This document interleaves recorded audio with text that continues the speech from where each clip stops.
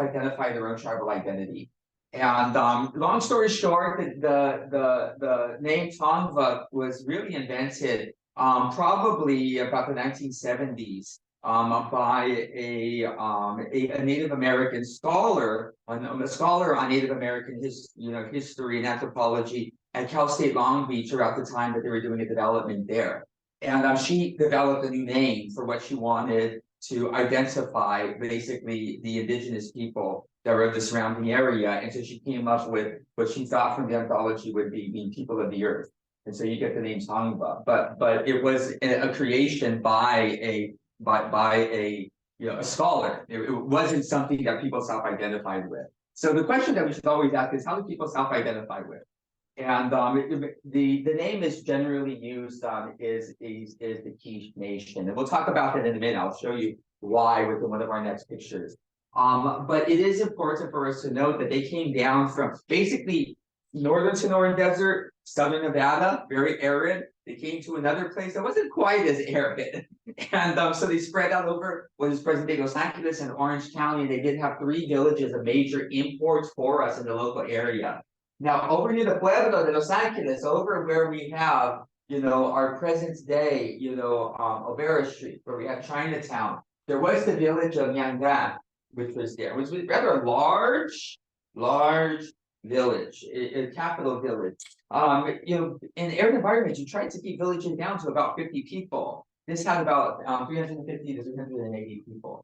So rather large village, and wherever you found water, that's where people set up life, because water is life, I mean, you need it in order to be able, to survive.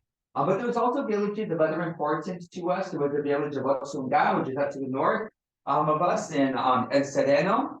And that was a village, where they worshiped. That's sacred springs, and there was also sacred burial sites, that were established. So there was whole areas, an area of worship that were close by to us. And there was also another village of importance to us, basically where we're here at, and that's Apachianga.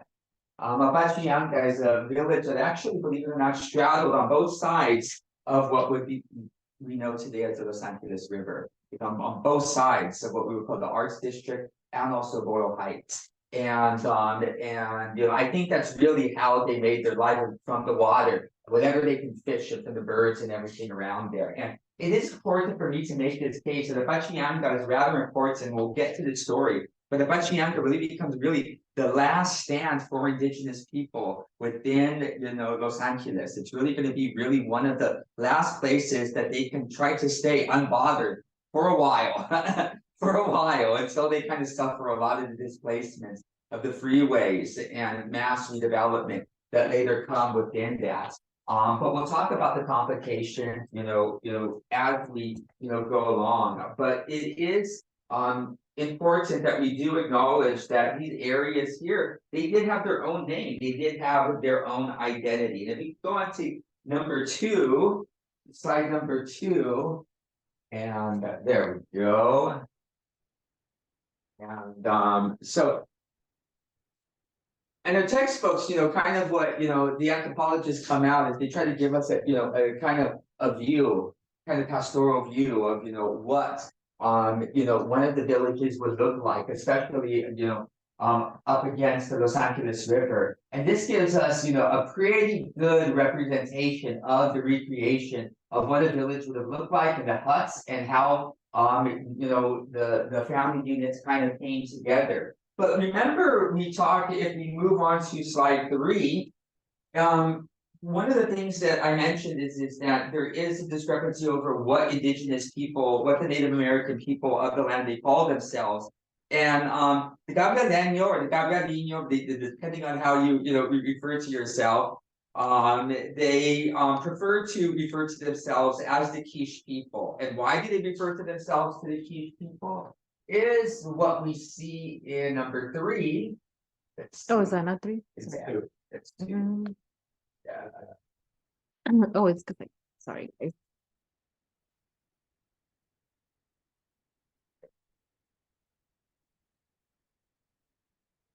Okay. And this is actually a real authentic picture of a Quiche woman. and she's standing in front of her hut, and her hut is referred to as a key, as a key. It's your home, it's your hearth and home, you know, it's where your family is all gathered together. So the indigenous people refer to themselves as the Quiche people because they were identified as being this group under one roof, under one hut, as you know, one family unit. And but this is a you know an actual authentic picture of what you can kind of see. And being a very arid environment, you can kind of see that it's made, you know, out of a lot of brush and stuff like this. But this is the reason, you know, why they use, you know, the name the Quiche Nation is because of the key, the home. And we're going to move on to number 4.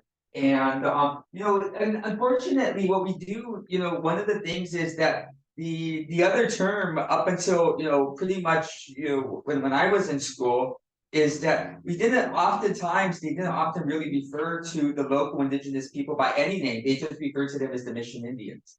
You know what I mean? You just named the Indians by whatever mission you know that they were part of. And you know, that was always, you know, kind of how we were raised. Remember how we used to have, you know, to make the mission, the model of the mission and everything. And basically I would tell the kids in my neighborhood, I'll help you make your model mission as long as you make it as something we can burn down afterwards. You know what I mean? You know, it's kind of like they're like, go down the sugar. They'll just make a mess. You know what I mean? No sugar cubes and stuff like that. We would kind of laugh at that. We don't actually do that anymore.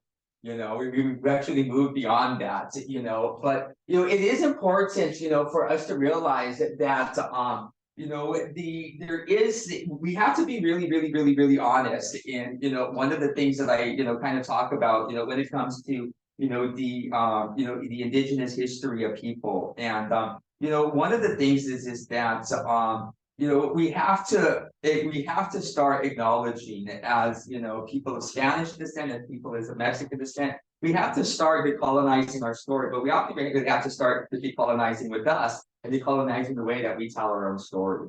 And you know, one of the things that's really important is that we like to start to talk about the pride of the Spanish coming and settle here, but really it's not very glorious. I mean, we get this guy, you know, Gabriel. He's a Portuguese guy hired by the Spanish. He comes in the 1540s. He lands a flag, puts it on the beach and everything, claims it for the Spanish crown and everything. You know, not shortly after, he's out on the Channel Islands. He falls over a rock, breaks the bone, gets gangrene, dies, gets buried there. That's the end of the story. One of my cousins did him in. You know what I mean? And that's really the end of the story until the 1700s. Like he came, he found it, died here, and everyone left. You know, because they were like, the natives are restless. Yes, we were. You know, kind of like, and you know, you know, it's really kind of interesting because it's, you know, and you notice my tone as I come and moving from a Chicano to you know, a Native American, because of course my family being here for literally hundreds of years, of course my family had intermarried, you know, with indigenous people, you know, of this land. And so like some of my cousins and everything were, you know, well, you know, up until, you know, later about the time of the Vietnam War, when there was a mass die-off, you know, there were some of the people that were, you know, really involved in the tribal stuff that went on.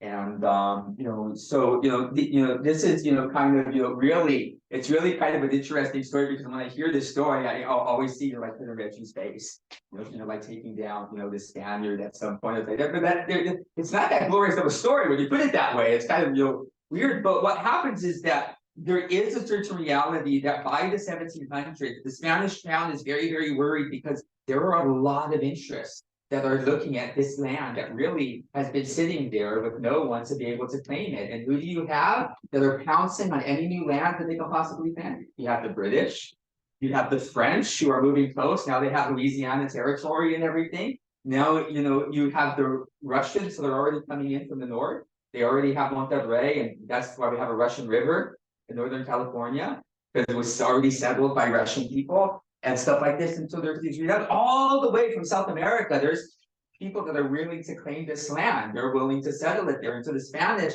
you'd be like, yeah, you know, unless we have people there, it's not going to really matter what our claim is. It's just that we need to send people there.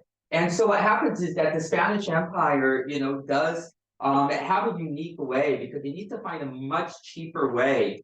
Ricardo's needs to find, and in general, they need to find a much cheaper way in order to be able to, protect the land. And they start with the presidios. You set up these forts to blow off away ships to take on the land. But the next thing that really happens across Baja California, and for those of you who don't know, half of my childhood, I grew up in Baja California, Sur y Norte. So, one of the things is what people don't realize is that there's missions that span all the way up from, Baja California Sur all the way up into the top. And that was really one of the, different innovations of the way that, colonization came to the people of Baja California is that, you had, along with military might, you had the, the missions that came in, the Catholic Church that was basically dividing all the land, into the present day counties that we have, the counties that we have. They're creating the mission system. And what happens is that indigenous people do actually get brought into, subjugation, by this type of, colonization. Now, it is important for me to bring up that we, there are all these different parties that we think, that when you think about the, the different parties that came up to found the San Gabriel Mission, which was our local mission that, first really settled this area in 1771. And so in 1771, you finally have a mission that is established, for the mission San Gabriel. And indigenous people are expected to pretty much come in off of the land, and they're expected to come in to be part of these missions here. And one of the things about it is that, one of the things is that people always ask me this is that why did not indigenous people, why did they not stand up? And what most people don't realize is that of the people, the pobladores would later come and, would settle the Pueblo de los Angeles, what they don't realize is that there was two parties. There was the party that made it and the other party that didn't make it because Native Americans killed them along the way. I didn't know that. Yeah, there was more than one party that had been sent out, and one decided to go full land, the other decided to go over, the Gulf of California. What happens is that when encountering, indigenous people, they're like, no, fools, you're not going to make it, and they did not pass.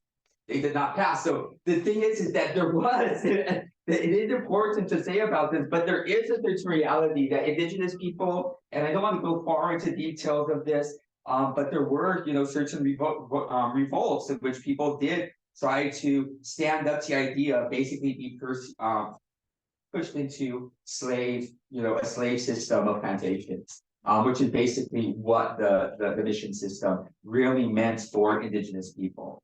And the reality though is that there is a certain problem that really does kind of come into play about this is that one of the things that, and yeah, you can show number 5 to kind of show the building of the San Diego Mission. And this is one of their own pictures from their own gallery, just to give you an idea. A dismal idea of if that's one of their most proudest pictures, this is slavery, and the reality of it is that there is something that really is important for us to bring out is that yes, here you had people who had arms, firearms and all of these things, and they came with all this military might and all of these things. There were revolts, people did try to revolt, but there was a certain reality. There were certain things that really did stand up against indigenous people. And first of all, with the creation of the missions, it was really creating like ethnogenocide against indigenous people, because he basically brought in a bunch of animals that were going to eat up all the food that the natural forage grounds in which you had always depended on for thousands of years. You didn't farm, you maybe tended to it, and indigenous people were very much good at that, really how to tend to the land. Like, for example, like we have brush fires, and under indigenous, like we didn't have that big of a problem. Why? Because they knew how to do selective fires in order to do selective burns. And what would that do? That would help certain trees give us more acorns. More acorns means something more you can ground into flour. That means more starch into your diet. They knew they were farming, but they knew how to manage their environment in a way in this symbiotic kind of relationship. And all of a sudden, here the Spanish come and they're bringing other animals and they're eating up everything that is the natural forest ground. And then now they're putting their seeds into the ground and they're spreading everywhere and it's choking out the native plants. It's choking out the native plants. And so what happens is that this is a real problem. Everything that people had known for thousands of years to be able to survive, all of a sudden they're going hungry now because they don't have access on this. And indeed, the chieftains are telling, are really telling their people to be careful of the food over at the mission because that's, those Europeans, that's famine food.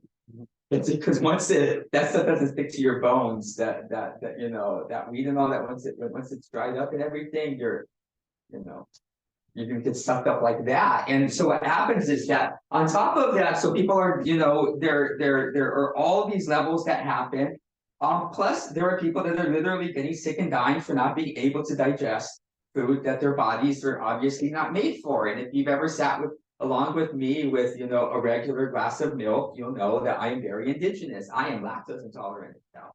You know what I mean? I mean, that is just one factor to give in, but honestly, there was a lot of the food that honestly people were not able to tolerate. You remember that when they tried sending food to Africa, during the Ethiopia crisis, and we realized that not everyone could eat the same type of food. Their bodies were not, especially in different conditions, weren't able to do that.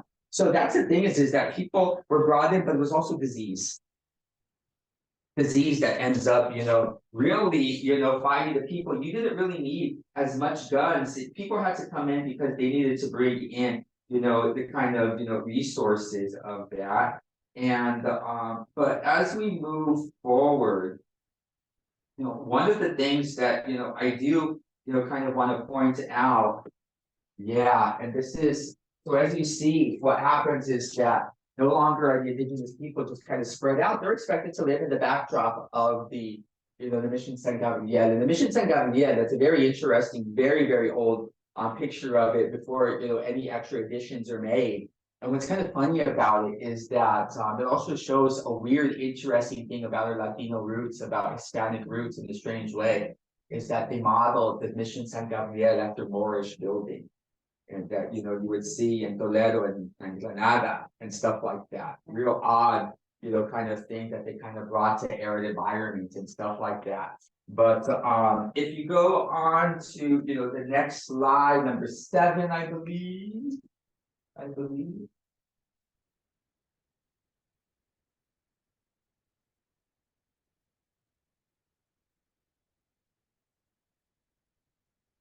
And gives a picture of some of the indigenous women, of the area, and as you can see, with the backdrop, and stuff like that. But these are really some of the last pictures that we really have, really of indigenous people, as we know, as we call them, the Mission Indians. And one of the things that is important, for me to really bring up about this is that there is, a certain reality that, does need to be brought, into mind is that when we talk about the Pueblo of Los Angeles, though, I mean, make no mistake about it, when the Spanish come in, they do claim what is a rather good capital town of indigenous people in order to basically make, one of the first towns, later what would become one of the first cities in Alta California. But one of the things that, is important, for me to bring up, and I think we can show that on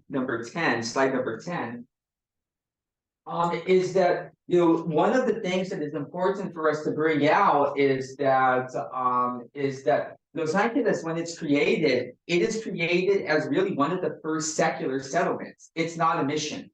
It's not a mission. So it's not one of these plantations. It's a regular. So when we talk about the first settlers that come to Los Angeles, we call them the pobladores, the townspeople. Why? Because they were real townies. They were real people that were created in order to make a real old town. It was, they had all the different elements, of a regular town. But and so the land is taken out of Mission San Gabriel, in order to be able to make, the Pueblo de Los Angeles, el Pueblo de Nuestra Señora de Reyes, Atlanta Rio Porciúncula. Long ass name, and luckily we don't have to write it out every single time. But see, but again, when people came, they saw this river and everything, they wanted to give it this huge grand name. And they did. And it goes back to, for those of you who, are lovers of nature, it goes back to, the church that was associated with St. Francis of Assisi. And what was the land that the church was next to was La Posincula. So what happens is that it's this throwback to this old Franciscan, and so you kind of think because and I don't know, have you ever seen me, Matt? You're so romantic about the Catholic Church before, but Saint Francis is the one who kind of brings out the pastoral, animal loving, kind of view of everything. But it is a regular town, and that is important. For us to bring up within it is that it's just getting, regular everyday people. But this is one thing that's very important for me to bring up. There is something that we have to acknowledge with the creating of the Pueblo of Los Angeles is that it's created within at least one lie being told. See, indigenous people on top of things were also told one other lie that they needed to desperately believe in order to buy into the mission system. Because what they were basically told is that if you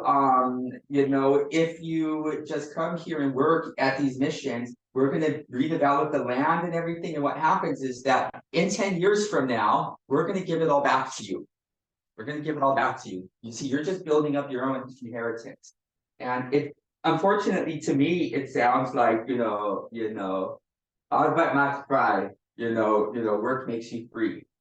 Swiss. In a way, because reality is that they were lying to these people. You build it all up, and we're going to give it all back to you. We're just temporarily taking your land. Yeah, we know we're taking all of it, but we're just temporarily. It's all this riches going to go back to you. And what happens is that the mission St. Gabriel's created in 1771.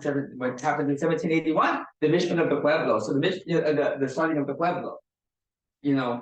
So you have the mission and then the Pueblo. And so that's the thing is that the Pueblo is created based off of people reneging on the lie, they on the promise and promoting a lie. And basically now there are going to be people that are going to be sent up by the Spanish authorities in order to come claim this land. And the thing is that this is frontier land. This is very, very, very, very, very hard land.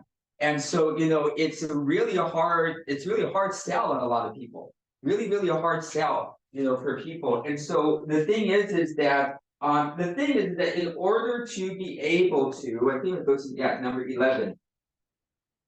In order to, get people, to, really signed up, you have to offer them protection, you have to offer them land, you have to offer them seed, you have to offer them all of these different types of things.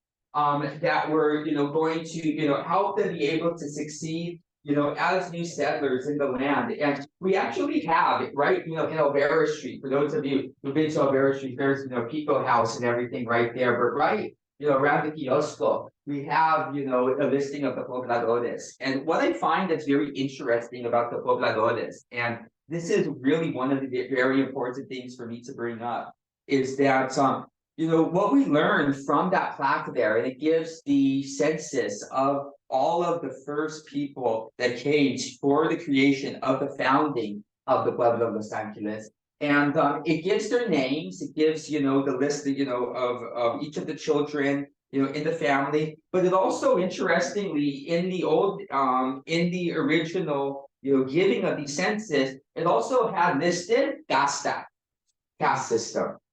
But we kind of have to understand that the Spanish system did definitely have a certain caste system. And, at the top are the Peninsulares, the people born in Spain. Then what you have is the mestizos, basically the Spaniards that are born abroad. And, and then you have these different gradients, that go, down in between there. And depending, there's different terms as at different times, from cholo to coyote and different types of things, what meant to be mixed, in between, indigenous, in Spanish, and all the way on to the indio, and then mulatto, negro. What one of the interesting things that is really kind of amazing in slide 12. It's like one of the plaques that was. No, not one of the plaques that was stolen, and I might have to camp out next to it. Let's see, number 12. Yeah.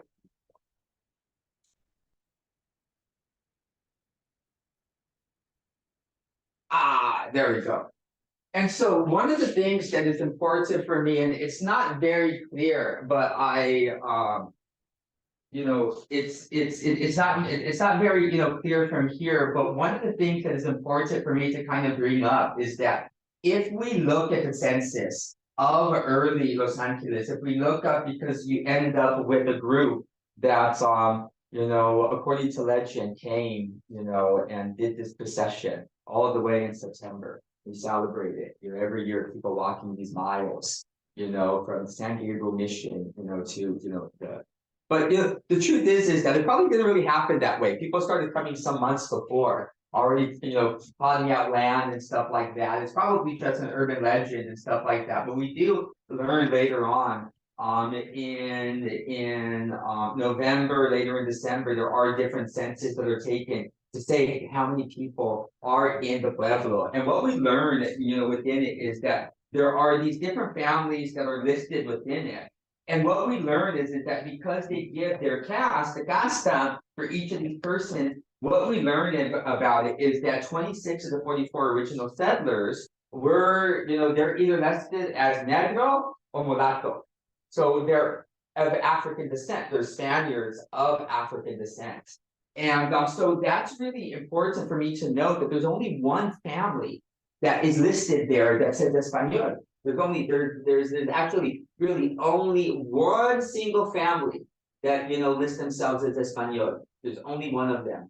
And so that is rather important for me, to kind of bring up in a lot of ways, is that you ended up with people of African ancestry, of deep indigenous ancestry, people who, quite frankly, would have stood a hard chance at being able to make it in New Spain, current day Mexico. You know what I mean? With the type of caste system. But on the frontier, where there's not a bunch of people to be president, they can, you kind of stand a chance. And so that's my point. Los Angeles has always been kind of a promised land for people to try to get away from the troubles and the kind of, the kind of things that would have left them in desperation and poverty and in prejudice in other places. One of the things that's really interesting to me, though, is that there was one family that had fallen behind because of sickness. And it was, the family of Antonio Rodriguez. And the family of Antonio Rodriguez kind of fascinates me because at the end of the year, on December 31st, 1781, as they're closing out the year, they're doing the census, he's listed along with his daughter. But we find out, from the listing that he's a widow, viudo, he's a widow. And for Gasta, it lists Chino. It lists him as Chino. It lists him as oh yeah, we'll actually go there. We'll actually go there next. That's good that you're there. But it has him listed as Chino, whereas his birthplace, Manila. We have to remember that the Philippines was part of the Spanish Empire. We had, what we call coming all the way to what did people always talk about? They call it, the Manila galleons that would bring all the gold, from Asia, would, come through to New Spain and, finally make its way through stuff like that. So it is important for us to know that there was this unique diversity, that really comes into play. And here we are we're in Black History Month. This is the month in which we celebrate African American history, and not that we don't celebrate it every month around here. And but it is important for us to bring up Black history, and how really important it is, not just into the city but to our neighborhood itself. And so let me kind of show you the example of one person who is well known within history. And again, to dispel the idea of anti-blackness within our Latinidad, if we point out to this, one of the actual original people that comes and settles here as one of the first pobladores is Luis Manuel Quintero. And Luis Manuel Quintero, he was of Afro-Spanish descent. He was a tailor from Guadalajara, Jalisco. And he was actually originally one of the 44 original settlers of the Pueblo of Los Angeles when they settled here, on the famed date of September 4th, 1781. Quintero's wife, Maria Petra Rubio, very famous name, for those of you who are history buffs. In Los Angeles, was born near 1741 and came from Sonora. And she was a person of Spanish descent. And, it's kind of interesting. I mean, you think of it, that she's of Spanish descent and, she's of African descent. And, this is a very unique family, within it. But he, has a little bit of success. They bore 8 children, and here's all of their children here. And but what happens is that what's kind of interesting though is that he actually is he's one of 2 people that is actually rejected upon arrival when they come here. He was actually the last person, him and his family were the last people to sign in Sonora when they were trying to find a group to finally come up to become, founders of the Pueblo here. He was one of the last people to sign up. And but unfortunately, when he came here, they pretty much came to the conclusion that he wasn't suited for farming, which what they really needed. And he was a tailor. And considering there was only 12 families, how much work could he do? And he was also 55 years old. That's rather elderly. You know what I mean? I mean, I hate to say it, but me and my family, we were all full-grown adults by 15. You know what I mean? Sometimes married. You know what I mean? I mean, we're often married by that point. I'm kind of, it's remarkable when I go through my family history. But this guy is 55 years old, and so unfortunately, it's rather sad. They confiscate his land and everything that be given to him. And they check him out of the Pueblo. There also is there is one thing to notice though about him is that of the 2 families that are removed for being unfit from the Pueblo, it should be noticed that there tended to be an attention towards removing the people that were of the Black ancestry. So we can't say that everything was hunky dory. You know what I mean? Even there was some type of limitations, but I do want to give them the benefit of the doubt of saying that really his age and that he was seen as a tailor and not for hard farming. But there is that question: was because of his casta, the status in which he was. What is important for us to note is that he later ends up moving to become part of the story of the founding of Santa Barbara. And so, he's really one of these key stories. And so Luis Manuel Quintero, the thing is that even though he's expelled, his kids actually remain very, very important.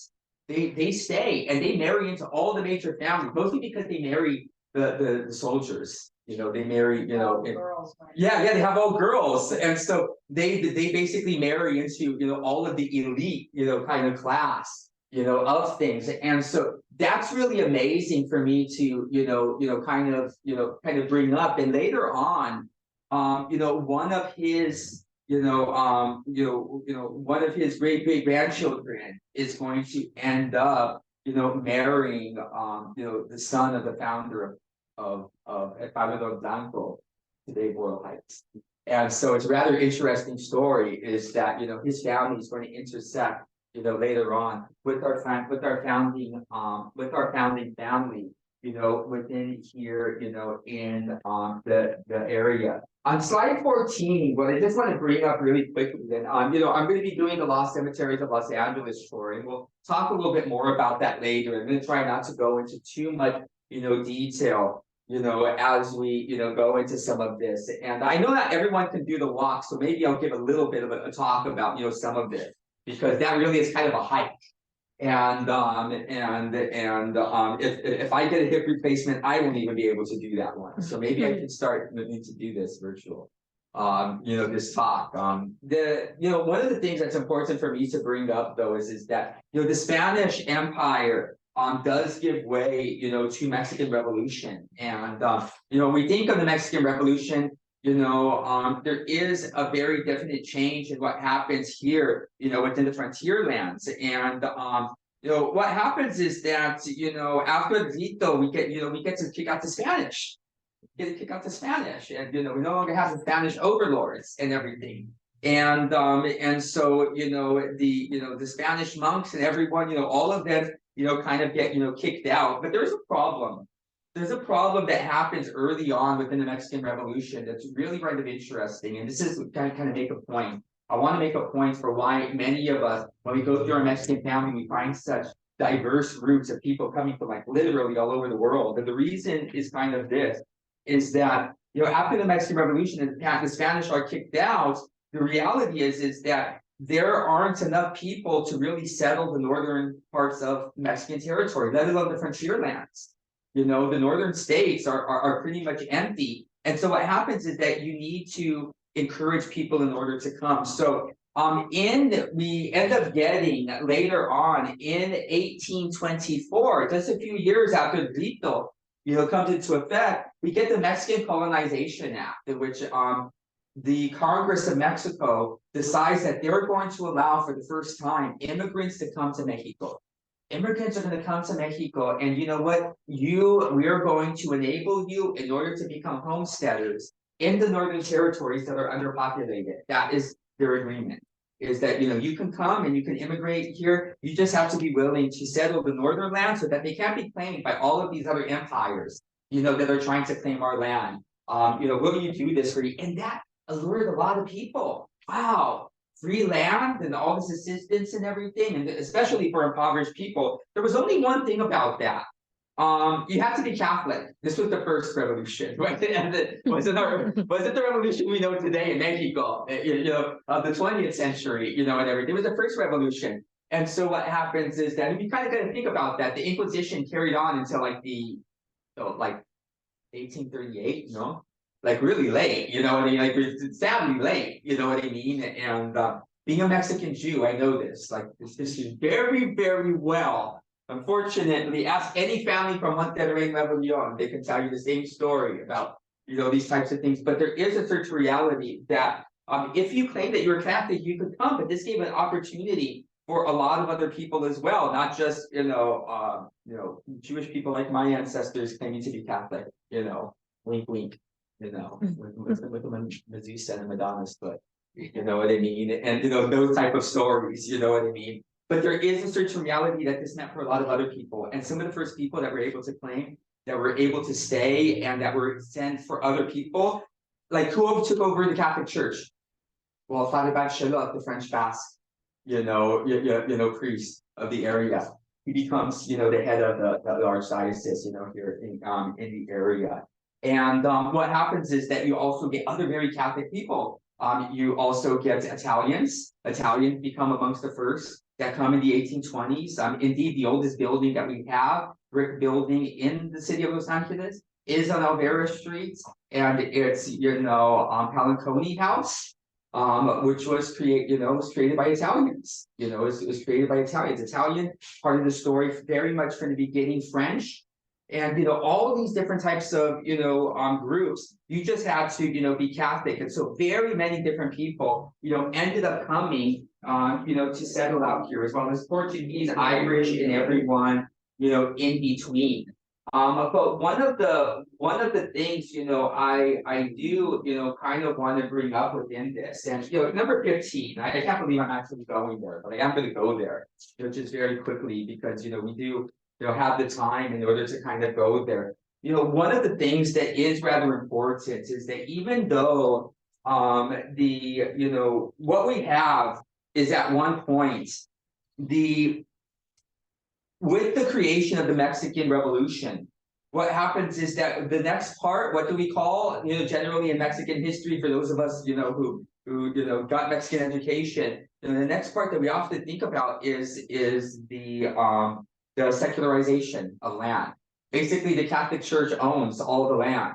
And so what happens after revolution becomes a secularization of land, that these huge land holdings get divided, up by people. And so what happens is that literally the lands of the missions are claimed by people. They're claimed by people as their own homes, and pretty much indigenous people are pretty much evicted from them and stuff like that. So even though Los Angeles, it's never a mission, it is a regular secular town, it does become really one of the last stand places for a lot of indigenous people that are coming from different areas. And Luis Quintero, interestingly, the only real documents that we have about him when he stayed in Los Angeles comes from church documents in which he's padrino. He is the, how do you say that? Godfather, ¿verdad? he's the godfather of these indigenous children that basically, for whatever reason, there are, there's these colonizing families that now have indigenous children that they've taken into their homes, and now they're renaming them, with baptizing them. And so what happened is that this is actually a document from Father Banchelot, in which he talks about that a 5-year-old boy from San Nicolas Island, that's the island of the blue dolphins. Remember that story about the girl who gets, like the last indigenous people, and very sad story because she's one of the last indigenous people of the local area, one of our last cousins left. And what happens is that they rescue her from the island. They bring her out to Mission San Gabriel, and she dies of disease, that she's, had encountered before and dies. They name her Juana Maria, but we don't know what she is and everything. But, this boy was from San Nicolas Island. I'm sorry, my mind sidetracks, goes that way. But they renamed him, they baptized him as Tomas Guadalupe on December 13th, 1835. He was Nicoleño. He was the first Nicoleño to be recorded. So if he goes, down the whole thing, the description here. But what happens is that it says that his godparents, and it goes down the list of his godparents and everything. But what it makes, it's, it says of the child, doesn't list his grandparents, his godparents, but it doesn't list his actual parents. What does it say of his parents? That he's the child of Gentiles. Gentiles. And I was like, wow, as a Jewish person, we never say that to anyone, but it's a Latin term. So, it is, it is kind of an outside thing. I was like, wow, the chutzpah. That's a real chutzpah thing, it's like, wow, and so, but we know where he came from. And so we kind of have an idea of the tribe, that he came from, he was Nicoleño. And so, we have this kind of idea, but that's the thing is that we do know that the Quinteros and everything have also been padrinos to, other people. And so that is, kind of, the context, that we have there. But I do want to kind of make the point that sadly, most of the people that were brought into what was the local mission that they created in order to help indigenous people, again, because of food and disease, a lot of them didn't make it, and they ended up dying. And the thing is that when you ended up closing down the Mission San Gabriel, you also closed down what was the only cemetery that they had to service the county of Los Angeles.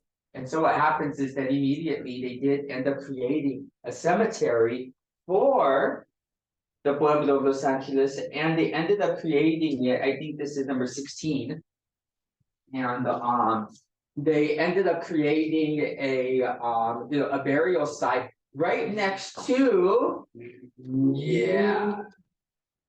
now we're in the teens, so we're starting to go in order, which is kind of cool. And so what happens is that this is, kind of an older picture going back, before, but you can clearly see where we're at. We're looking towards Alvaro Street, and here's the Placita Church, right? On our left, and that over to the right is now, today what we know as Ave Clase Cultura Nantes. But you see, this lot here. And what is important for me to note about this is that this was a burial site. And so what happens is that with the closing, of the, of the mission and of the burial site there for some time, what happens is that they needed to create a burial site in order to deal with the people that were dying, as this became a central location. And so, believe it or not, for the mortality rate was really, really high. So you ended up within the cemetery here, you ended up with hundreds of people, being buried. The only thing that is really important for me to bring up, and I want to make sure that I get the numbers right on this, is that, when they ended up burying people there, we think they buried about probably close to 700 to 900 people in that burial site there. About 60% of them were indigenous people. 60% of them were indigenous people from all various tribes from different types of areas, but they're indigenous people. And what happens is that about 44% of them were children. It's a real kind of somber, idea to think about. The sad thing about it is that, it was largely forgotten that had been a burial site and just how important it was for Indigenous, people. Like go to number 18. We go to 18 or 17? Yeah, 18.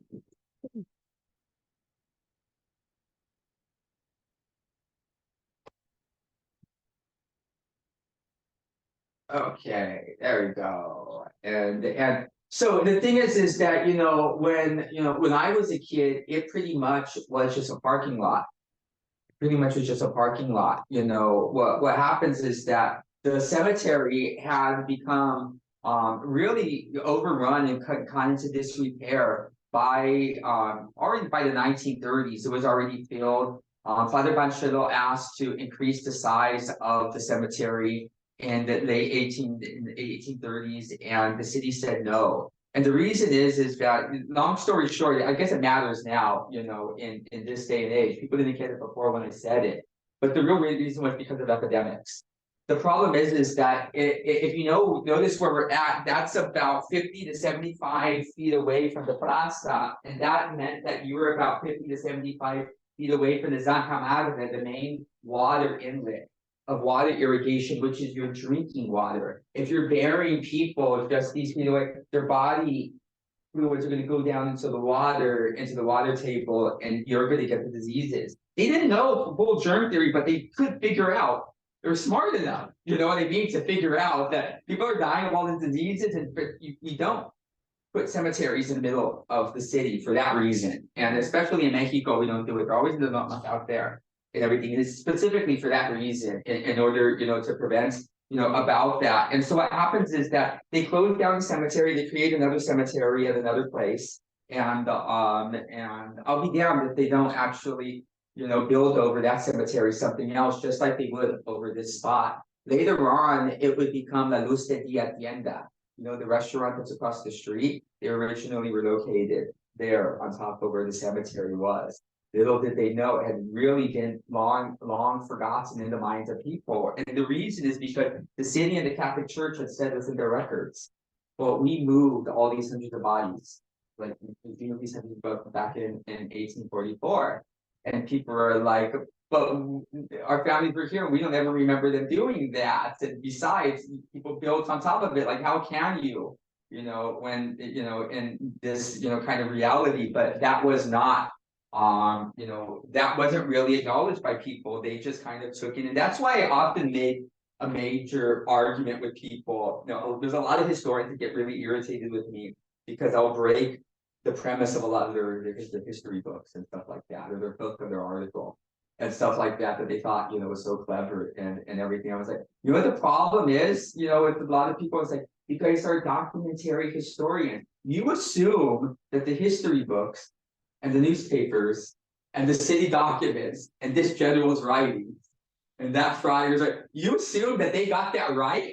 Like that's no, you have to go back and you have to parse through, the oral histories that come and, bring it back to life. Our oral histories is that we remember that they, these people were never moved from, were never moved from there. And people, would kind of acknowledge it every so often, come by Indigenous people offering, different types of offerings and types of things, sweet smelling tobacco, that you would leave, as a sacrament, for the ancestors. But largely it was kind of forgotten, as you see, even became an area of kind of blight, having just a lot that was abandoned there. Of course, with the homeless problem and everything, that was a search for reality.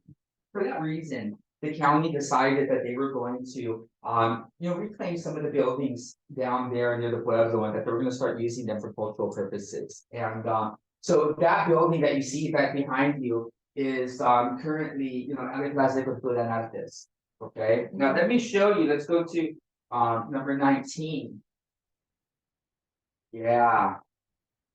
And I do have to, I'm glad I'm doing this one so that, because I don't know you guys could do this hike, because they're like a 3.5 mile hike. You can do the hike with me? Okay, good. Okay, good. So so we can eat a good lunch afterwards. you know, I need to get out. I need to get out. With what's going on with Pueblo right now, that keeps me busy. Is you know. Well, one of the things that I do have to kind of put on, and there is a certain reality that I will absolutely admit, I'll absolutely admit that there is a certain place in which us Chicanos are still having to learn to be able to learn how to deal with our Native American history and how that really factors into things. And as we learn more about it, having to learn to respect it a lot more. And I'll again stand by the argument that as American Mexicans, as Chicanos, we just don't serve up. This is a slack at the end of the story. That's not what we're getting at. And if you want to say, look, we really have to deal with hard things, even though sometimes it makes us have to confront our fears. When LA Plastic Cultural was created, it was really created in order to be a museum that was for the first time really going to present everything about the American, Mexican, and Chicano history of our area, lay into the Mexican and the Spanish roots and give us this well-rounded history that was going to give pride, especially to the largely Hispanic Latino community of Los Angeles. And so buildings were, the building right next door to the Placita Church and all the land in between it was actually acquired in order to be able to make this into what was going to be this big, wonderful museum that was going to lean into this Hispanic history, this, Chicano history. All of that was going to be able to be brought in. But what happens is that when they started breaking ground in 2011, they realized that they needed to start excavating, because what they had planned to do was outside of the building, up to next to the side, they were going to create a big dance, area, an outside dance area, and then over in this further part over there, they were going, closer to Rivera Street, they were going to put a big water fountain, a big, huge water fountain. That kind of reminds you of what you would see in Mexico in one of the in the middle of the streets, and so they start breaking ground, and what happens is that when they break ground, they start finding the bodies of people that were buried there. So they found out the hard way that despite what the history books have written, there was hundreds of bodies, and I think they found just 700 bodies. Oh, wow. And I think 697 bodies. And again, I want to impress you upon you that 60% of these people are indigenous people, 44% of them are children. Okay? Children. Now, unfortunately, there was a time, in which it wasn't a given that, people always paid attention to archaeology when they do development, because what happens is that for contractors, when you start finding bones, it's a nightmare. Because it's either a crime scene or it is an archaeological site. Either way, you're going to have to stop construction. Everyone's going to be standing around being paid for nothing. It's going to take more time to produce all of this. And so what happens is that, I'll tell you the truth, most oftentimes people tell me, contractors say, oh yeah, we'll find bones and we'll know it's in Indian there. We'll break down the bones and we'll put them into concrete and just be done with it. It's going to cost us millions of dollars. Because I know where I work at high school, which is right on the site, right across the street, they are excavating and building a huge apartment building. We're like, they're finding stuff and we're just going through it. Oh yeah, and why aren't they stopping? They must be finding something. No, this is the hard part, is that LA Plastic Cultural became a product of, a project of, of LA County. And I'm not going to name any county supervisors, God rest their soul, despite, what kind of happened within this, because the leadership at the county really didn't know what to do because of the huge money loss. So what they told the contractors to do was to pick up the bones, to put them into brown bags, collectively from each grave, and then they put them in big, huge, plastic trash bags. And then they donated them to the Natural History Museum. Right, Natural History Museum. And these are our ancestors. Yeah. They're not dinosaurs, okay? That's what the Natural History Museum is for dinosaurs. These are people that we still remember their names. You know what I mean? For God's sake, you know what I mean? They're not long forgotten for us. I mean, this is. I mean, I say that, you know what I mean, as someone landlocked in this barrio for 6th generation. I mean, my God, these are people that are still remembered. You know what I mean? And so what happens is that this finally gets to someone in the museum, so a whistleblower decides to leak the information. Now, and when people find out, and then you got to understand, it's not just indigenous people. There's also people that were buried there, like the Sepulvedas, the Picaroas, and stuff like that. Possibly, you know, when you think about big names like that, you know what I mean. And they're like, you talk about, hey, if you cannot respect the dead, especially of the people that you claim to be your big heroes historically, then what can you respect? But that caused a big question to people. So you need support them. So the thing is that, and it did create a big fight within people of like, how are we, how can we build a Mexican American history, a Chicano museum on extracting the bones of the Native American people, how can those of us, we talk about, we'll get dressed up in our Aztec gear and everything, and that's cool. That's totally cool, but it's only cool if we're also acknowledging these people's First Nation roots too. One does not give racial succession even in as Indigenous people. You know what I mean? That's not justified. You know what I mean? We have to kind of come to terms with this. And what happens is that, that was kind of the case is made is that, they took upon themselves, the reality that, you know what, building something here, it really would be insensitive. Really building something here would be insensitive. And so what happens is that, but people ask for a compromise. They were like, hey, pick up these bones of the Indigenous people and send them to another historic cemetery, like buy some land at Evergreen Cemetery or Rosedale and have them buried there. But that would be expensive, very, very expensive. The county was not going to go for that. So what happens is that finally, what did people say? Well, they put our founding fathers' bones back where they belong. So what they did is they actually brought the bones back in the big bags. They're all still in bags, and they put them along the wall of the Blasita church there underneath these big terracotta pots with trees on them. But there's actually they're still in bags, which they were captured originally, and they just never found a way, so that was their compromise. And so now there's just a field there of native plants, and there's these little signs, and there used to be just these little signs this big. Well, actually, one of them was just this big, just about this big, originally. Little, you said this little tiny, plaque and everything, and yeah, I think that's number 20.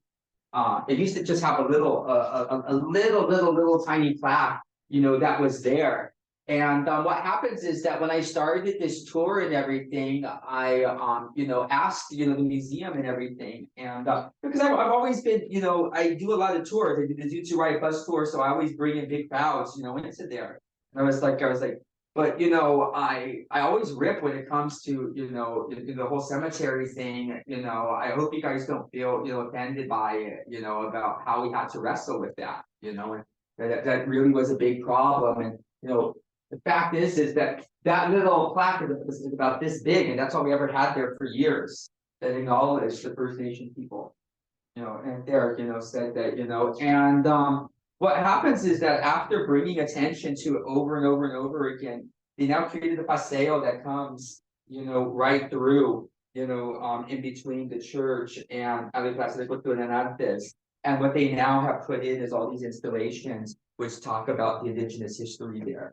And so, and they tell me straight out now that, they find that they are still dealing with, how do we as Mexican Americans, as Chicanos, become caretakers of the Native American, the Indigenous history, and that, we tie that we don't, we don't disparage that, we don't hide it, the certain reality of it, but that we do, kind of acknowledge that.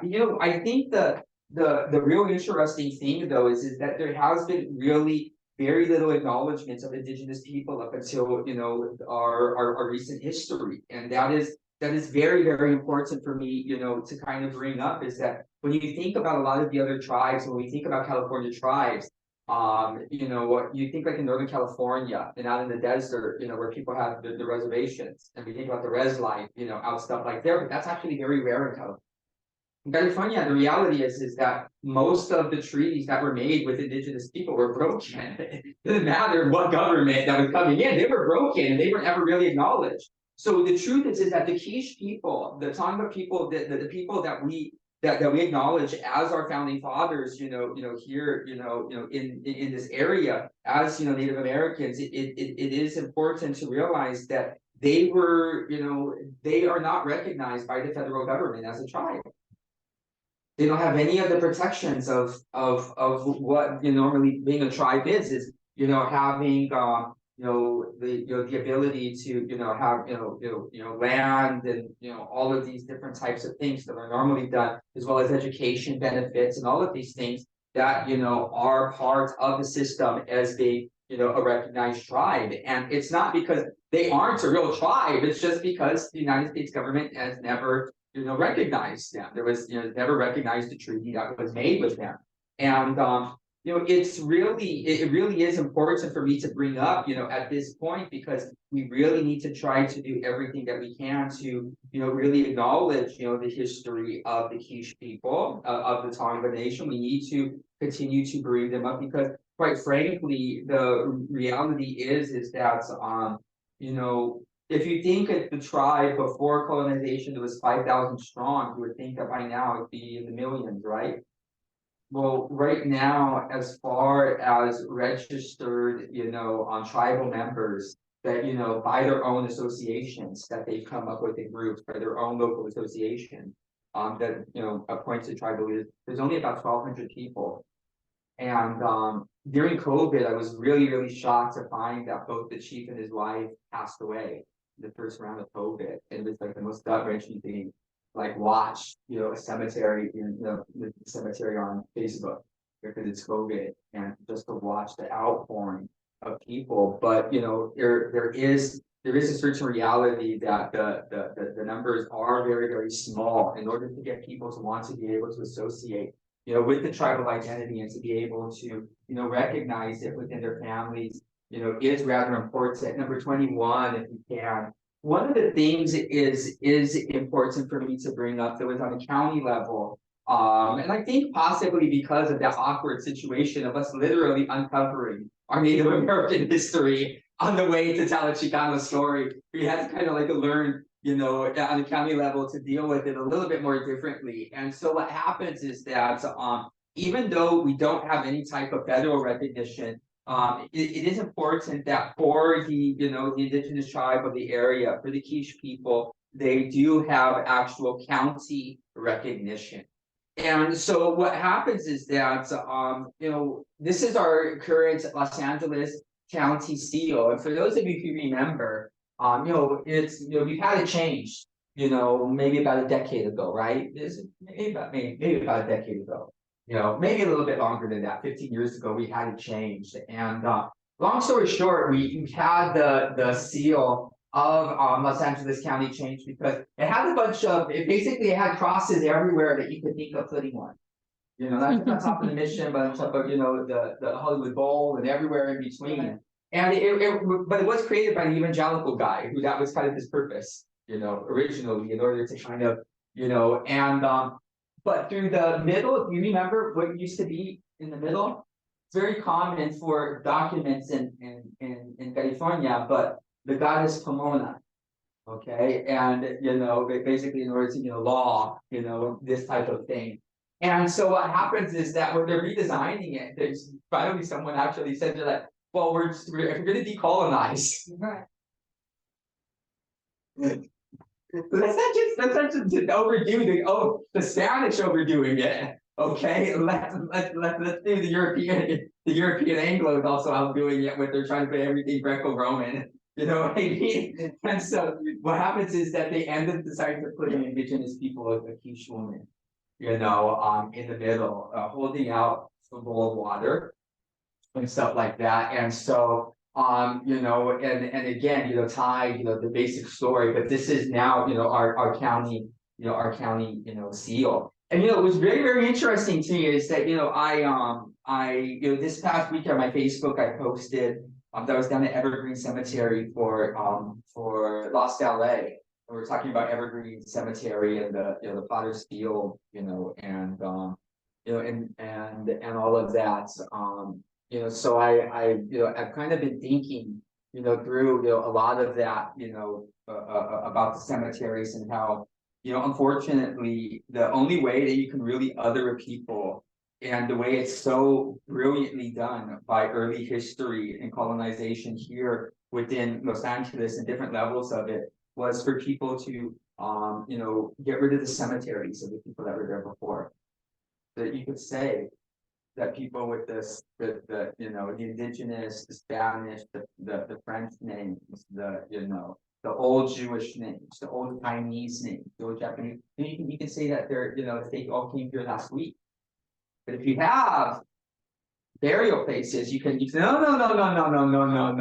My family's been buried here for forever. I think that's kind of the thing is that, you know, we're very lucky that we kind of acknowledge on that. Well, isn't that, in that guy spoke about the Chinatown massacre, isn't the, like, Chinese, a lot of people who were murdered in that massacre, weren't they under, like, where Ramon Cortina's school is now? Yes, and so that is, you know, rather kind of interesting that I had to learn real early on. And they believe it or not, I have full tours that are dedicated to that, about how the city of Los Angeles and the Catholic Church realized one of the biggest assets that they had was their land. And what happens is that when their cemeteries went into disrepair and they had to be shut down as a health hazard, what they decided to do was just remove all the headstones and build on top of them without, you know, removing anything. Where do you think Poltergeist the movie got their idea from? That's it, you know, stuff like that. You know what I mean? That the whole time. Yeah. You know, for those of us that we kind of think about this, you know, it is, you know, it is this kind of weird, you know, this weird thing. I always tell people, you know, one of my favorite, you know, movies about, you know, about Boyle Heights is, you know, My Family, Mi Familia. And, you know, real funny thing is that, you know, there's California, the uncle who was, you know, born here when it was still Mexico, and all, you know, nieces and nephews come up. They migrate from Mexico, you know, it's funny because they tell the story right, but as we tell legends, but it's historically wrong, but they tell it in the right cultural way. And so it kind of goes down this is that, you know, California, when he dies, he tells people, he's like, you know, I want to be buried in the backyard. Here in East LA, I want to be buried in the backyard, cornfield. I don't have anything to do with the beach gobierno, the beach doesn't have anything to do with it. And I don't have anything to do with it. So they bury him. Well, what the funny thing is that there's this point in history in which we don't have like any really operating cemeteries because the church and the city has basically decided to gentrify them. Like at one point, our city cemetery, the Protestant cemetery, gets a brewery put up on it. Gentrification always starts with the weird brewery. Just saying. You know what they mean? A really ironic brewery. I'm sorry, I'm not supposed to be talking anti-gentrification. I am. In this talk, but you know, one of the things is that when I was at Evergreen Cemetery and I was really making a case about indigenous, you know, history, and I was like, you know, how many, you know, few people, you know, associate with, you know, the tribes, and even me, you know, my father's, you know, family, you know, both Jewish and Native American, having Mexican roots.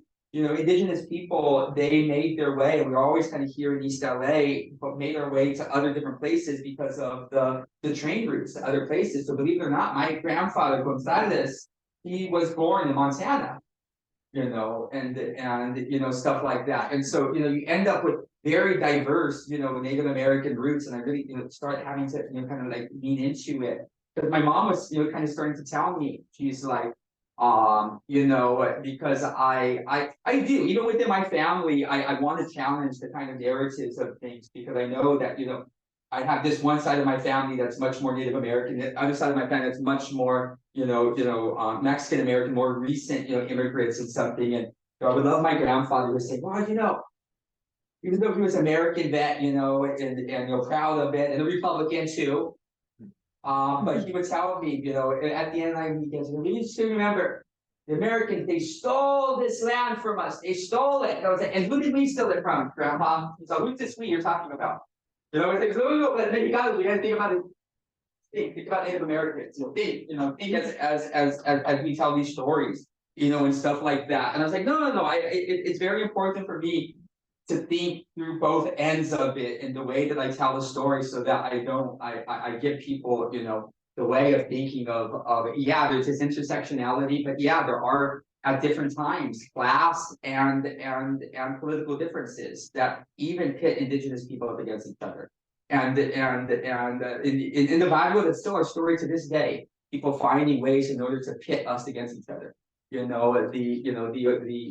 older families up against the recent immigrants, and in between all of these different types of things,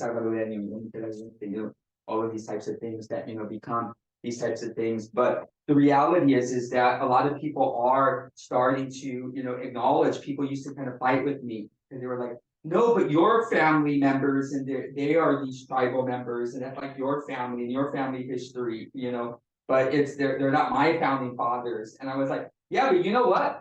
You count George Washington as your founding father, Abraham Lincoln, Benito Juarez. You're not related to any of those fools. None of them. But you associate yourself with their values, no? I was Lazo Cardenas. Go down the list. You're not related to any of these guys, but you associate with their things. And see, that's the thing. Is we have to. Where the founding fathers are the founding fathers that we acknowledge in our minds, and we should be taking it back, all the way, back to these, roots. And there are people that are doing it. And I finally found something, and it really brought me out, because one of my friends says, oh, wait, just wait until after, I don't have the rig, the Lost LA rig on. He finally puts it down. He says, this really is important, the history that you're talking about, and one of the things he takes out from, underneath, he has his little badge and everything, and he showed me his name, his card. He has actually a card with the county seal from the county of Los Angeles, acknowledging him as a tribal member, of the Tonga Nation.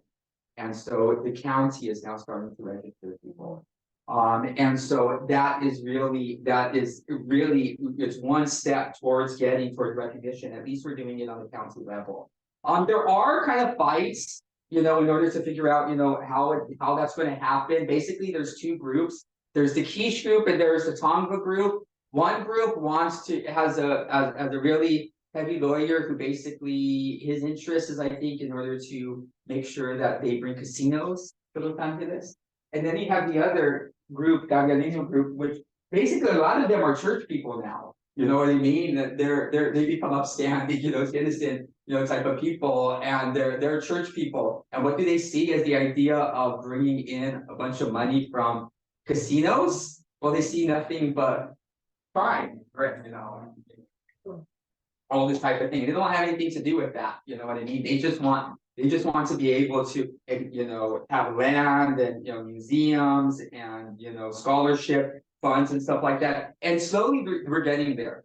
Not too long after this went up, we actually got in Boyle Heights, up here, the Cypress Park Station. They started putting with the arts, that they installed there of, a Tonga woman, getting water and stuff like that, started acknowledging. So that was, again, on a county level. They created out in Santa Monica, the Tonga Park there, which was created to tell that story, from there. But quite interestingly, we just a few weeks ago, there's a little parts of land in between the Plaza Olvera, the Kiosco, and Union Station. There's some land in between there, some green space. And so what happens is that they recently named that, I believe, but I don't know if it's Tonga Park. I think it's Yanga Park. that they acknowledged, and they actually have there. So something that, just about 10 years ago, when I would talk about this history, a lot of this was very obscure.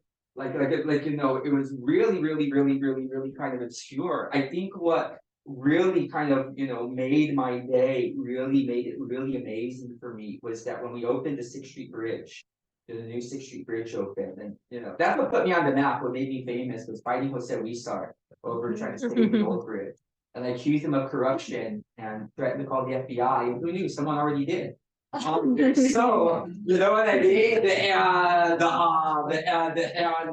we're on the bridge, and I was one of the dignitaries for the opening, and just because I had been involved in the redesign project, fighting for every inch and every little bit of resources I could get for the community. Of course they invited me because they were like, you're in a meeting with us for like 10 years.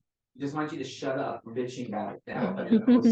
So see what we incorporated that you actually wanted. So I showed up, but they started out, they're on the bridge, and I'm looking toward westward towards the sun, and they actually brought out a tribal woman, of the Tonga Nation, who also related to the Shoshone Nation. Again, a lot of indigenous people have intermarried with other tribes over time. Very natural, and stuff like that. And so she gave she gave the opening blessing, and but I was really kind of amazed to hear the ancient Native American then give way to Spanish and English, and there was no translation that happened anywhere through any of that. We need to translate any of that. It was just it was, and it kind of reminds me of my grandfather, who was very indigenous. He would kind of tell me why I needed to learn so many of the languages of the ancestors and everything. Because you can't translate. You can't translate. There's something, a feeling that kind of comes with the words, being able to resonate, sound of it. Even like Yiddish, people tell me, Yiddish isn't a language, it's an emotion. You know what I mean? And it sounds like it. That's why Spanish, really good, it sounds really good. If it's really bad news, it sounds really bad. But that is important for us to bring up, is that we are starting to get a certain level of recognition that comes with the tribe here. Now there is one thing that I do have to make this caveat about, and I noticed that we're 22, yeah, 22, is that one of the things that is very important for us to bring up is that Boyle Heights, when it is part of, when the Pueblo was created, we think of the land over there near the Pueblo, Alvera Street, Chinatown, but there was a small strip of land over here that was also part of the Pueblo. This is the original plan. Later, when it becomes known as a ciudad, many decades later. But what happens is that you see this little area over here on the other side of the river. This is where we're at, right here. And this was called the Pardon Blanco, the White Bluffs. White Bluffs because it was covered with white crystal stones. That kind of, if you looked from Alvera Street and everything, where the sun is setting, with blinky, blinky, blinky. So it's called the White Bluffs, at Pardon Blanco, right over here. And what ends up, happening is that, as you're starting to get a lot of Mexican colonists that are coming in that are of European, they're new immigrants from Europe that are coming in now as new Mexican immigrants that are becoming homesteaders and settlers, here within the area. Reality is that indigenous people feel a little bit more encroached upon, and they have a settlement that's over near, Alameda and First Street. And what happens is that they are later accused in like 1837 of bathing too close to the Zanta Madre, too close to the water inlet, so where water would come. And so basically, in the late Mexican era, in 1837, you end up with the last settlements of indigenous people as part of the Pueblo. They're actually kicked out of the main Pueblo, and they're forced over into their last village that they have, which is Yanga, here in the flats of Boyle Heights. And so they're kicked over the river, and so they end up becoming, permanent, settlers, within that area. That really becomes really one of the last stands for indigenous people here within Los Angeles, is here in the flats of Boyle Heights. right up against the river. As they always had, they either water their fish and their birds and whatever you had, to live off of and everything, but they had, a rather intense, rather interesting life there. The interesting things in trying to go back that far into the history of family and stuff like that is that there's one thing that I really noticed real early on, is that it's really kind of hard to determine between the indigenous families from here, the Native American families, and the Mexican American families. Not that they didn't intermarry with newly arriving Mexicans who they fell in love with because they lived in the surrounding area. That kind of happens and stuff like that. But there is something that I never really appreciated. Being with my father's family, being, very indigenous, and also having this Jewish history, what I didn't realize is how often their names had changed. And so what happens is that, for example, when the United States comes in, in 1850, in 1850, this becomes part of the United States, and California becoming part of the United States is a big thing to celebrate in American history. We call it the Compromise of 1850, that California was entered in as a free state, not as a slave state, in order to keep the balance between, what would eventually become, what would be free and slave states. It would have set off in the 1850s, the Civil War, had the balance not been had. Just so lucky that California, the Mexican Constitution, we had outlawed slavery already and everything. So based on that basis, our Constitution was, ratified by the United States Constitution, and we came in. And the thing about it, and a very important thing to bring up about this is that, in theory, with the Treaty of Guadalupe, the Treaty of Guadalupe, that's what you have all of these big, huge historical ideas in which, in theory, Mexicans who become American citizens because of changing borders, you're allowed to keep your land, you're allowed to keep your religion, you're allowed to keep your language. In fact, that's really part of the treaty and part of the Constitution as well, is that everything be done in Castellano, and in English actually says it in our original Constitution. So if you're mad that we're spending extra money on translating things, hey, for the Constitution from the beginning, stop complaining. They had to. In those days, you thought you had it bad. They had to cursive this out, and like the writing jail letters. You know what I mean, and stuff like that.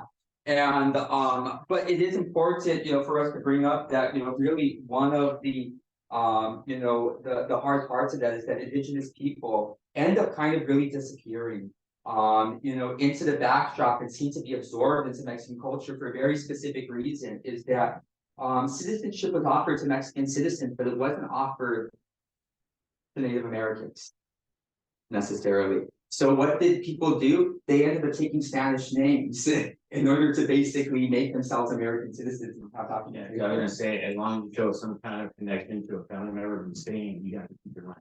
Yeah, and so that's the thing is that so my last name is really over the top, Gonzales with an S, and that's again because one of my great grandparents tied themselves to one of their cousins. You see what I mean? And that becomes a thing. It's very Downton Abbey. How your nephew that you never met can become your heir and your namesake. But that was necessary in order for people to be able to. It was you just had to prove that you were tied back to one of these Spanish families and everything, and you were able to keep your land. And so what happens is that naturally, what happened is you end up with Native American people that end up taking Spanish names just by virtue of being able to secure the land that they had, secure, the investments that they had and stuff like that. And so in that way, there is a certain reality that the indigenous people do get absorbed, do absolutely get absorbed into our storytelling. But it is important for us to, make sure that we don't ever, forget about them. Now, we're going to be going into, this is only the first of our series, and I feel like, we really focused on, mostly indigenous history, and I hope that you guys are okay with that.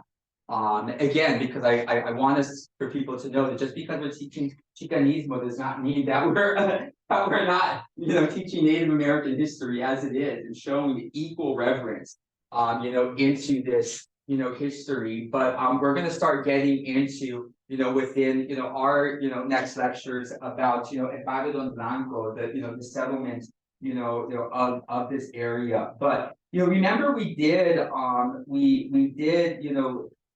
later on talk about, the different families that had played a role in the Pueblo and in the founding of Boyle Heights. And remember we talked about, Luis Manuel Quintero.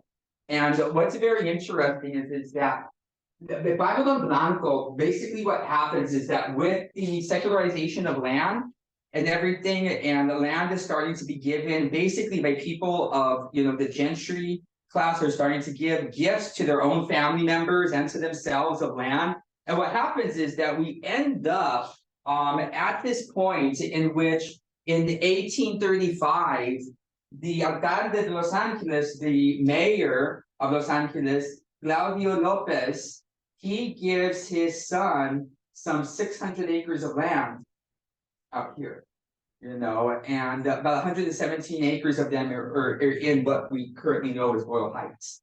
And so what happens is that you end up with this Lopez family that ends up, giving land. And I can almost understand why they do it.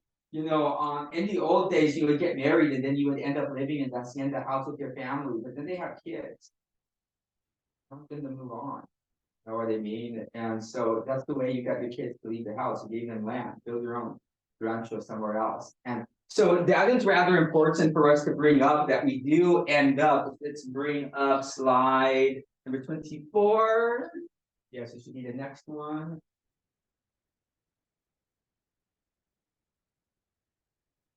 And this is what we'll talk a little bit more, in detail in some of our next talks about, Rancho Lopez. And so what happens is that even though indigenous people are kind of recognized as, we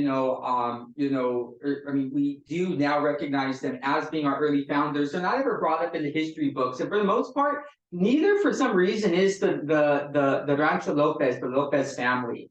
And this is actually what their rancho looked like. Whitewashed adobe, basically made, out of earth, and then made it white so it didn't bake you like an easy bake oven on the inside, from the sun, and stuff like that. But one of the things that I want to point out, slide number 25, the next one, and is that the Lopez family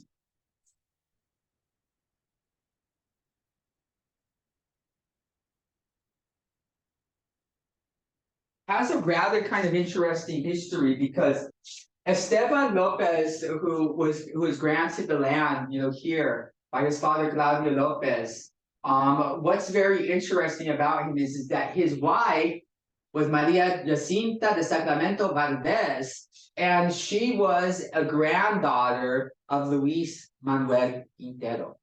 And so what is interesting for me to bring up within this is that when we, look at some of, our early, the early founding of our people, you did not just get certain people that were, of indigenous roots, of Spanish roots. You actually had families that went all the way back to the original 44 pobladores, and that were listed on the census back then as Negro, that were listed as mulatto. And but the thing is that, what's very, very interesting is that there was a certain level of upward mobility. Indeed, I did see, because there was a caste system, there were some people that, depending on where they were at their stage in life, apparently some of them had made enough money that they actually moved up in their casta. Some people that were listed as mulatto are later listed as mestizo, and stuff like that. People that are listed as indio are later listed as mestizo. Pio Pico. I mean, Pio Pico, you look at a picture of the guy, you can tell that this is an African man, you know what I mean? Of deep African roots, and you can even tell some of the indigenous, cheekbone, type of things. I mean, you can tell it's all there. But what happens is that that's a very interesting thing, and I don't want to make people all radical, but we only do this once a year at Rito, you know what I mean, when it comes to it, when it comes to Mexican independence. But you remember, we always had the Viva Mexico, but there was two other cries right after it, Muerte a los cachupines. What that was Gachupian? Well, what is this race? That's to the Gachupian. What's a Gachupin? Does anyone know what a Gachupin is? It's a spur. Metal spurs. Metal spurs. And so what happens is that basically there was another way that you could up your caste, was that basically you sent your wife to give birth in Spain. And if you had a kid there, they're considered finito that. And so that they're not a criollo anymore. Okay, because you were talking about like when the class system where like your shade skin and then your prominence, you have like not royalty, but like nobleism. Yes, and surprisingly, people, you could tell by the shade of their skin that they were of, should normally be part of the caste, but they had moved themselves up socioeconomically in a way that they had gotten documentation into Spanish, or by having, or again, by sending their wives to have birth there. The funny thing about why we call it Gachupinas is that it was kind of considered that, you know, the people who were so upper class, you know what I mean, that wanted to be able to say, you know, no, I'm Mexican, but you know, my kids are Spanish. You know, that type of that type of weird kind of, you know, self-hatred and type of thing. But it was made fun of by people on the other end. They called it Gachupinas for a reason, because the thing is that most of us Mexicans were natural horse riders. We didn't need spurs in order to ride a horse. You see what I mean? It's my mom used to laugh because it comes back to this because they didn't have any natural horse riding, you know. Yeah, because I was gonna say I apologize for showing late, but I was gonna ask about the Pico. But around his time where, you know, you had the hats at the model where against the right, but they thought that they were better than the Indigenous, even though they were part of the Indigenous themselves, right? Exactly. And how they how Pico spoiled the takeover of San Diego Mission by the Tonga.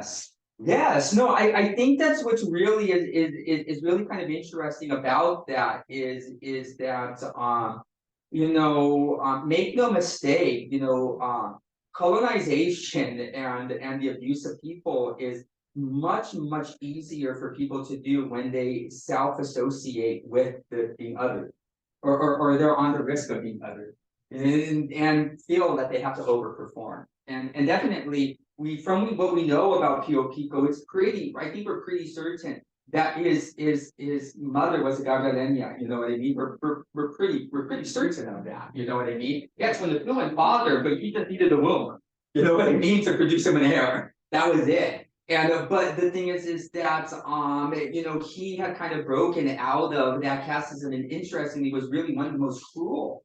Pio Pico was really one of the most cruel, you know, towards the Gabalarinos himself. I mean, these would be his own people. But I kind of put that in a certain, you know, in a certain way. If you think about it, and this is a certain reality to have to think in the barrio. Who can be more cruel to Mexican Americans in the barrio than Mexican Americans, like immigrants? You know what I mean? Of being able to take advantage of, you know, the kind of situation and kind of, you know, understanding the complexity of kind of things, and the kind of vulnerability of your vulnerability. You know, some people I'm, you know, they realize there's the haves and the have-nots, and they rather be part of the have. You know, and they, you know, there's people that are abused, and the people that are doing the abuse, abusing, and it's safer to be the abuser, you know, in some ways. And there is like, you know, and I say that in a certain way is that I'll often have to tell this to people. It was like, you know, you're never going to meet a person who is more anti-Mexican than the South Asian Mexican. That's it. It's internalized, you know, kind of thing. You're never going to find as good of an anti-Semite as a Jewish anti-Semite. Ooh, my goodness. You know what I mean? It's internalized in type of ways. I think that's what Pio Pico's damage kind of was within that. But try to give him a little bit of space, humanifying him. But it is shocking, is it not? Well, I mean, I'm compounded in myself because I was born in East LA, but then I grew up in Temple City, Arcadia. And so I associate myself with more white history than I do with this. That's why I'm like going back before I turned 40. It's like, you know what? Who am I really? Like, we're like, you know, what do you believe, all that kind of stuff, especially with like, you know, like the dividedness right now. It's like, okay, let's just go into it. And that's what I'm trying to learn more about it. Yeah. You know, what really is and what, and like, not only that, but, well, I could also not change, but I could be myself and be happy, content, and just live this American life.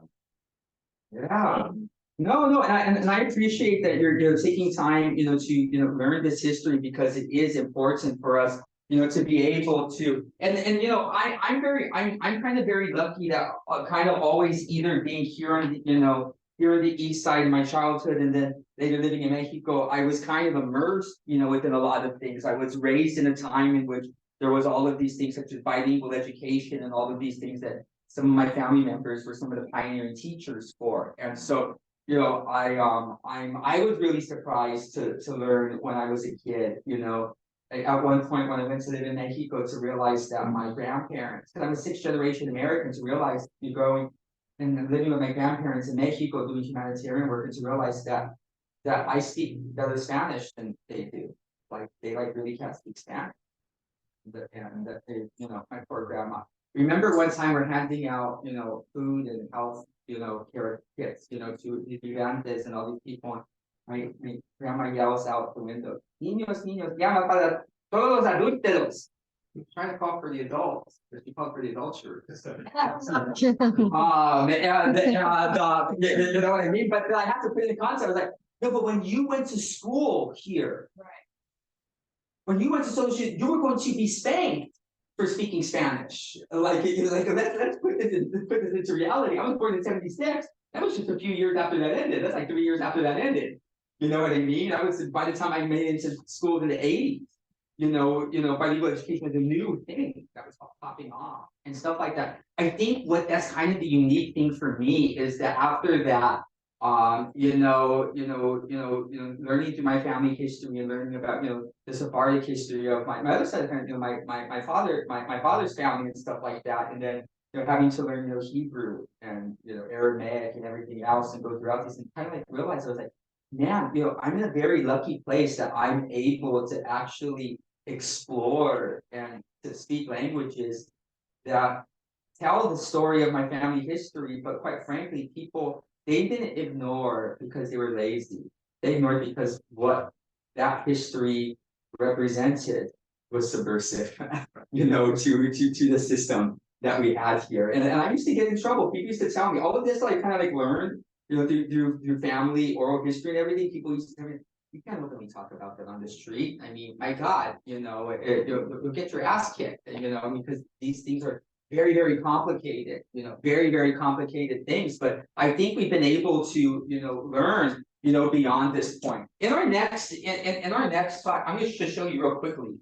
We're going to go to 29. Again, 29. I want to show you something, and we're going to show you just the next 3, slides. 29, 30, and 31. And so if you want to see anything that still stands, because a lot of buildings have been lost, we have earthquakes. So fortunately, a lot of our old adobes, a lot of things have not survived. But if you ever want to see something that you can actually touch, that actually goes back to one of the old families, going all the way back, stretching, from the beginning, this is actually the building here. And this is actually the Cummings block. And this picture, I want to make sure I get the year right. Yeah, it is in 1889. That's the year that actually this building is designed. And we all know it because it's right over on First and Boyle, right across from Mariachi Plaza, and stuff like this. And it's called the Cummings block because it's named after Austrian Lord George Cummings. But it's built on land that was given to his wife when she got married. Her name was Maria de Sacramento Lopez. Her father was Francisco Chico Lopez, the handsome guy that we saw on the last slide, and up there. And so what happens is that this is actually one of the buildings that goes back to those old Lopez family that stretches all the way back to the Pobladores. They married in with other local people. Go slide 30 if you can see. Just to kind of show you. And how we're going to talk about in the next few weeks are, how we are growing. But here's the Cummings block in 1895, just a few years later. This is the way it looks. And go to slide 31, our ending slide.